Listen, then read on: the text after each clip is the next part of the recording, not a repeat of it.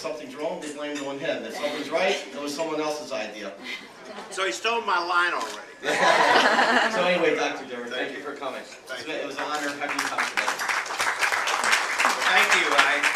First of all, let me thank the Padarakis family, not only for this being the fourth tournament they've put on for children with allergies, but for all their philanthropy that they've done through the years and the number of places. You just heard just what's going to happen in the next few weeks, so I would really, really appreciate what they do. My job is to sit back and let some brilliant people make me look good.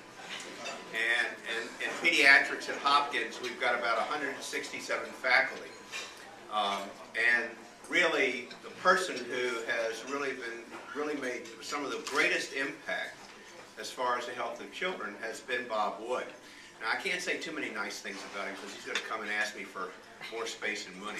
So, what I'm going to say is that Bob has really two major attributes. One is he's really been a stalwart supporter of understanding food allergies and developing tests, and he's really made very, very significant progress in this area.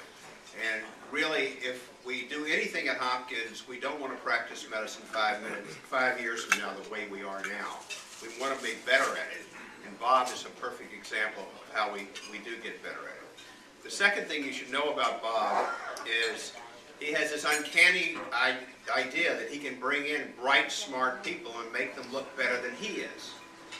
And in fact, that's exactly what's happened. He has the most terrific staff with him, young ladies, young men, who he has trained really to carry on the research and the care of children with food allergies for the next, half century, I think. So I certainly want to thank everyone here, the Platinum sponsors, but everyone who's swung a club today. I apologize to Vanessa and Lee and Erica for what I did today, what I didn't contribute today. They may not invite me back. But anyway, Bob is someone who I think is worthy of really phenomenal distinction for the breakthroughs that he's made, and it's it's my pleasure really to introduce him and let him take the spotlight now.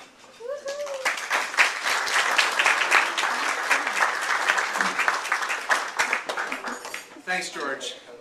It's a real honor to come to work every day for a lot of reasons. Working for Dr. Dover is one of them. But the real reason is that I have a job that really is exciting and allows me to not just help care for children, but hopefully, as Dr. Dover said, advance the field in terms of food allergy. And what we're most excited about are advances that we're making in terms of possible treatments for food allergy.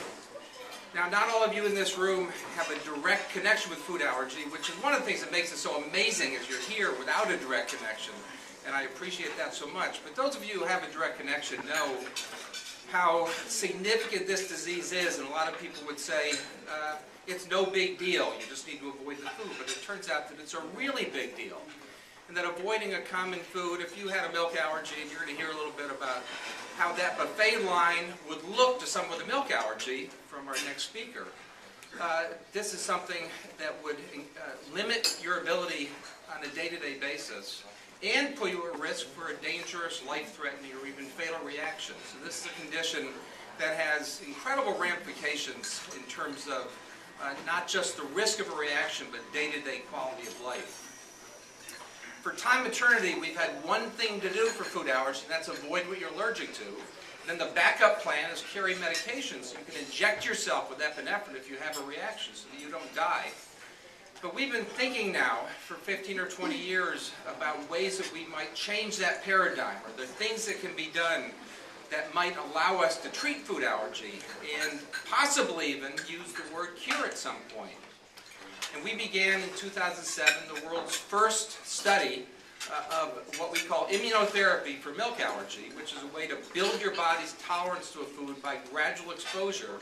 And it's something that at one point we didn't think would be possible, to take someone who's extremely allergic and actually intentionally give them what they're allergic to and get away with it. And we have a ways to go, but the progress we've made in just these 7 years is encouraging enough, remarkable enough in some ways, to make us very optimistic about the future.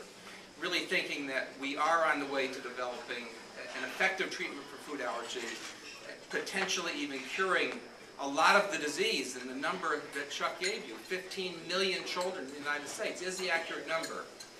This is also a condition that's becoming more and more common, so that number we're projecting could easily double over the next 20 years. We're now talking about 6% of kids having food allergies. That may get up to 12 or 15%. So we really need to do something to change that tide and bring treatments to the public with food allergy from our research studies. I come here today really with, more than anything, incredible gratitude for this opportunity, gratitude to Chuck and Olga for the incredible amount of work they put into this, to the planning committee who really works year-round to make this one day happen, to Chantel, who works every day year-round to make this event happen.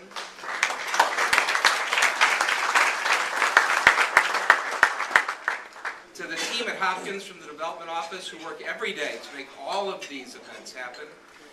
And the gratitude we feel year after year seeing this event grow and prosper and bring new energy into the overall fundraising is really incredibly important.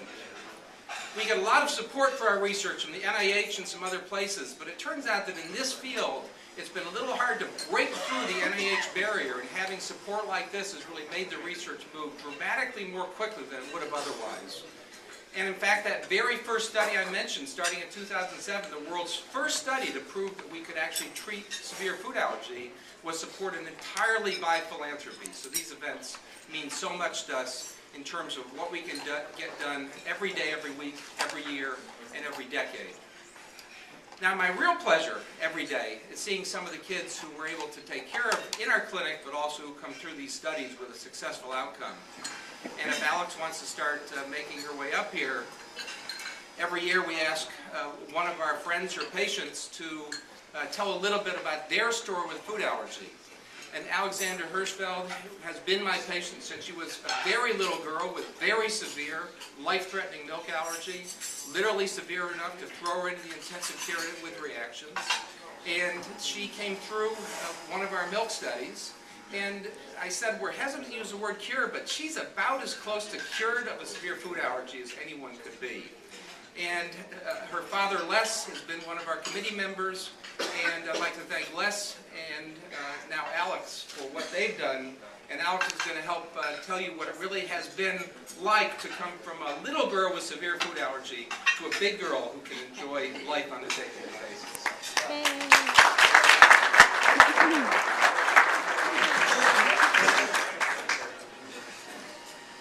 Thank you, Dr. Wood. Good afternoon. My name is Alexander Hirschfeld. I am 10 years old and in the 4th grade at Garrison Forest School. I am the reason you are here today. I am also one of the great success stories, all because of Dr. Robert Wood. I was born with severe allergies to milk, eggs, and tree nuts. I could not have a trace of milk, eggs, or tree nuts in any food that I ate. Every couple of years, my parents had me eat something with milk, eggs, or tree nuts. Despite their best efforts, the results were really awful. I would get very sick. My eyes would swell so badly that I couldn't see and I had trouble breathing. I needed my emergency medicine right away. Besides the physical problems I had, it was also tough on me socially. I couldn't go places and missed out on a lot of events. Think about an event that has food. That is an event I would not have been able to attend. At one point, my milk allergy was so bad that Dr. Wood told my parents that they couldn't even take me into a Starbucks. There was nothing there that I could eat, and there was milk in the air due to the frothing, which could cause me to have a reaction. Also, kids constantly made fun of me. For example, in 2nd grade, I was chased around the playground at a school by a classmate who was trying to get me to eat something that would have made me sick. Kids can be pretty cruel to kids that are different. Well, Dr. Wood has changed all that. I started seeing Dr. Wood when I was 1 year old. He had a small corner office at Main Spring Station. He gave my parents a list of foods that I couldn't eat, which was basically everything.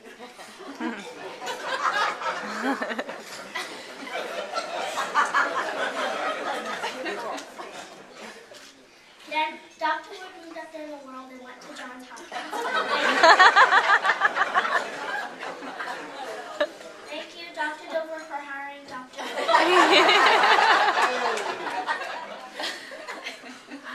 Dr. Wood has changed my life and the lives of my entire family, and we will forever be grateful. When I was 8 years old, I outgrew my nut allergy. Then Dr. Wood developed an at-home regimen so that I could get over my egg allergy. For almost a year, I had to eat cakes, cupcakes, and brownies with increasing amounts of eggs. It sounds good, but after a while, I could not stand to eat another sweet. This left us with my most severe allergy, milk. Luckily, Dr. Wood had a study opening up when I was in 4th grade. He admitted about 40 kids to the study, and I was one of the youngest. Over the course of the next few years, I was an active part of the study. There were good days and there were bad days, as I was exposed to increasing amounts of milk protein. Gradually, I went from 0.7 grams to 4,000 grams. It took about 2.5 years. It was not easy, and I knew the dangers of possibly having a reaction, but I kept my eye on the prize. October 30th, 2013 was a day I will never forget. I went to the hospital with Dr. Wood and Melissa Padarakis were in my room for the entire morning. I was able to drink 10 ounces of milk without having a reaction. I had finally beat my milk allergy. The next day was Halloween. For the first time, I was able to eat the candy I received. I also had pizza and ice cream that night for the first time. Then, Dr. Wood has changed my life forever. Mr. Padarakis, could you please hold up the first plate? Yep. We are? No, the empty one. Oh, the empty one. Oh, okay. This is from the buffet. As you can see, this plate is empty. This plate represents what I could have been able to eat at tonight's event before Dr. Wood worked his magic. Now, please show everybody the empty plate.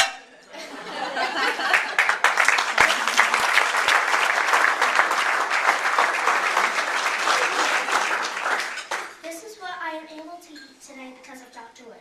That is why every night I say a special prayer for Dr. Wood.